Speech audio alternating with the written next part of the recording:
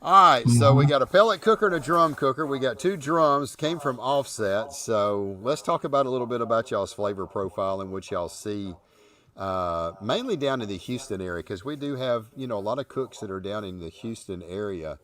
What is the flavor profile typically like on chicken and ribs and brisket? I'll let Renee and Miguel, y'all can go first on that one, because y'all are all in that same area. So it'd be interesting to see. Yeah. Well, on chicken, I like a little more of a savory, and then on ribs, it's more of a sweet. Okay. And brisket's been a tough one for us, though. It just we finally hit. We took Robert's class for brisket, and Right. it helped us out big time. Yeah. Yeah, I would say so. Good. Perfect score right off the get go. So, Our ribs are a little sweeter, more sweet, and then with just a small heat, a little bit of heat at the end, you okay. know. And the chicken, pretty much the same way. The glaze has a little bit of heat at the end, but as far as the flavor profile on the chicken, it's not a real strong flavor profile. We try to keep it simple, so Right. it tastes Just more like chicken. tastes like a chicken. We, Yeah. Are That's you yeah. what I doing do. a real beautiful chicken half? You doing thighs, flats, Well, drums? we always run halves. That's what Run we halves. seem to do the Okay. best in. Okay. Uh, the chicken that we turned in this past weekend was a little darker than what we usually like. We like a lighter color when we turn it in, uh, but I don't know, for some reason they loved it, so I like a it darker worked for us. chicken. Worked I out. think a darker chicken does better with the backyard judge because that's what they're more cooking at their house. Well, So, you got those winter Yeah, Texas down there at Mercedes, so yeah. I mean, those guys are not from this area, right? And to them, that's more of a done. To them, done chicken. that's what they kind of Done look at. So chicken. darker chicken usually does good around those winter Texans. Yep. Mhm. Yep. Okay. That makes sense. Yeah.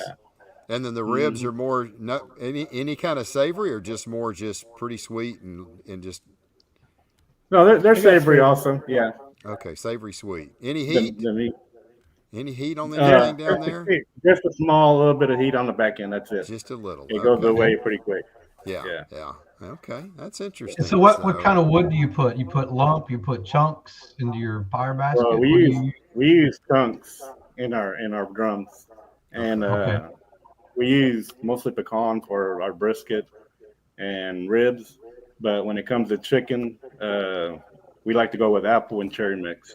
Apple and So, cherry. Are you Okay. cooking on lump or are you cooking over like lump Kingsford B&B, something like okay, chickens chicken, that B&B, the orange orange bag, orange bag. There and you then go. on for the ribs and pork, the brown bag from B&B, the lump, Okay. Okay. The oak. and then Yeah. so yeah, and lump then oak. for Yeah. brisket is that the Texas original charcoal, Okay, Joey Oh the stuff. yeah. brown bag. Yeah, machados. Yeah. Mm-hmm. Yeah, And we were using that black bag, but you can't find that more now. Right. Right. Okay. Right. yeah, So We what got yeah. we got the We we run got the full. best drum painter, any painter in the world. Hayabusa Lanes in the house, oh man. He yeah. paints airplanes, drums, anything you Yeah. want, He he offsets. So, he can He is definitely good. paint. So if y'all looking for a painter, Hayabusa Lane Yeah, right there. He yeah. is Sorry about good. that. We run a drum for each protein, a different Okay. drum, and each drum is filled different when it comes Okay. to the fuel. All So right. Oh, okay. Okay. What Okay. about chicken temp? Now this is a this is an interesting conversation here. So everybody's kind of all over the board. Where you like your temp to be on chicken when it comes off? Saying do you temp a breast or you just only temping a thigh? I pull it at 158, and I tempt the breast. Okay. All right. That's good. So That's I I'm I only never tempt the tempt the thigh. I'm at 178 to 181 in the thigh. I don't ever tempt the breast. Mike, he gets mad at me, but I'm just a thigh guy, right? I like I'm the stabbing that thighs. breast. I have no problem stabbing that breast. So yeah, yeah, Brandon, are you a Brandon, I, where breast you guy at or on thigh the? guy? yeah, yeah, my drums I'm running Texas Original. I'm running Texas Original lump and everything. And pecan chunks and everything. I don't change it around. It's all Texas Original lump, charcoal and pecan chunks. Chicken, I actually in IBCA I found I like it more done and darker. So I run my chicken pretty hot, about 170, 175 in the breast. In IBCA. CBA, I'll back it off some. It'll get 160, 165. Right. It's just some weird difference that I found that my chickens hit better when I overcook them in IBCA.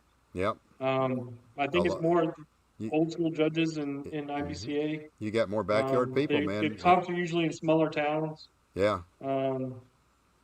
And you know they're used to a more done chicken. Now I made that mistake in Mercedes. I thought I didn't hear about the Winter Texans being down there until after the comp was over. So that's all that's down there. Yeah. I ran my dark chicken. I actually burnt it a little bit, which I kind of did on purpose because I thought, down south I think it'll hit, you know, and it didn't hit. So probably should have backed it off a little more and done a more traditional IBCA or CBA half that I usually run. But I took a shot and missed, but my chicken's been doing pretty well so far. I changed it up late last year. Changed up my flavor profile and a lot of the other things that I do, and it started hitting.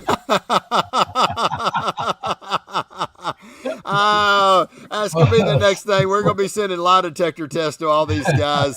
We're gonna have them hooked up. We're gonna be transferring the lie detector machine around to everybody. So you got to put a little bit of Weissach in your drum also to get that good flavor, you know, on that meat. So. That's it. So, Brandon, you have to realize, right, even though you're that far from Mexico, it is the wintertime. There's about 30,000 Winter Texans from Chicago, Illinois, so your demographics change. Canada. Yeah, they were all walking by my cook site and staring at my drums like, what are these? They never seen drums before. That's crazy. Yeah, they were loving those drums. I should have told Bobby that I could have sold him about 20 drums last weekend. Wow.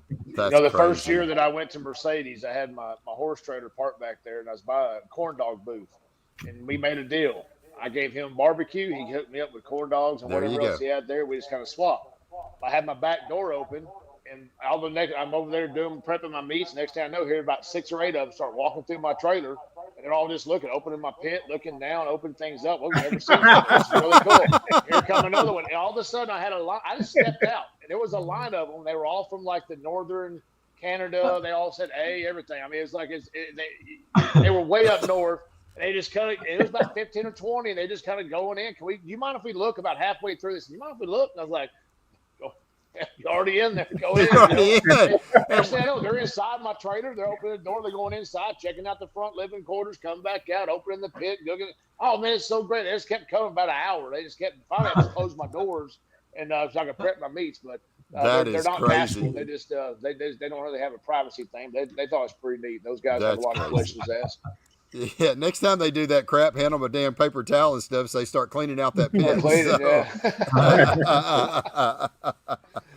Oh, well, Brandon, I'll ask you the same. What about ribs? So you got a savory chicken? Is it savory and a little sweet, or what do you do on chicken ribs and brisket? Yeah, I wouldn't say chicken sweet. I'd actually change the sauce up, and it's a little more closer to a backyard sauce. I mean, it's got sweet to it, but it's not as sweet. Ribs are definitely on the sweeter side with a little back end kick. You know, mostly everything is Gulf Coast Smoke. That's my sponsor. That's pretty much. I use a few other seasonings, but most everything that I cook has Gulf Coast Smoke on it. Okay. And my pork, I make it a little more savory. Not quite as sweet. The sauce is not quite as sweet. And then the brisket, you know, it's just a really good middle of the road brisket. Right. Right. Not over salty, not sweet. No, just, you know, really mellow, not too salty. Definitely not a backyard. Do you think a good layer of pepper helps the Texas brisket, or kind of lay the pepper off?